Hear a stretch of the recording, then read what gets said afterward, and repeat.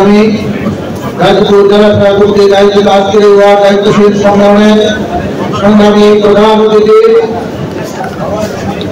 উত্তরবঙ্গের সিংহপুর রাজশাহী বিশ্ববিদ্যালয়ের নির্বাচিত ছিলেন সদস্য,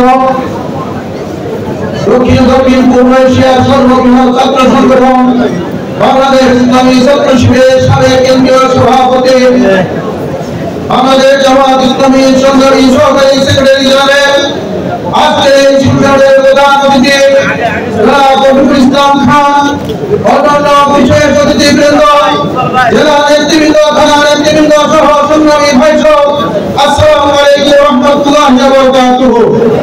আজকের এই সম্মেলনে আপনারা যারা কষ্ট করেছেন, এই সম্মেলনকে সাফল্যমণ্ডিত করেছেন, সকলকে জেলা জামাতের পক্ষ থেকে প্রাণঢালা অভিনন্দন এবং শুভেচ্ছা জানাই। আমাদের সম্মানিত প্রধান অতিথি ইতিমধ্যে গুরুত্বপূর্ণ বক্তব্য রেখেছেন। তিনি বাংলাদেশকে সুখী সমৃদ্ধশালী একটি দেশ পরিণত করার প্রত্যয় ব্যক্ত করেছেন। বাংলাদেশ জামাত ইসলামী গাজীপুর জেলার প্রতিটি এলাকায়, প্রতিটি গ্রামে, প্রতিটি মহল্লায়, প্রতিটি ওয়ার্ডে কমিটি গঠন করার মাধ্যমে বাংলাদেশ জামাত ইসলামীকে দূর করে তুলবে ইনশাআল্লাহ।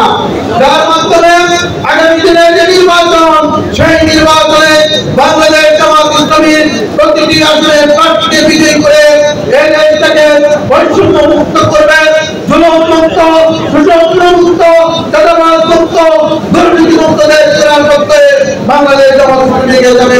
সেই বক্তব্য ব্যক্ত করে সকলকে আবার ধন্যবাদ জানিয়ে আজকে নেতৃবৃন্দ যারা কষ্ট করে এই প্রোগ্রাম বাস্তবায়নের ভূমিকা পালন করেছেন, সকলকে ধন্যবাদ জানিয়ে আজকের প্রোগ্রামে সমাপ্তি ঘোষণা করছি। আসসালামু আলাইকুম ওয়া রাহমাতুল্লাহি ওয়া বারাকাতুহু।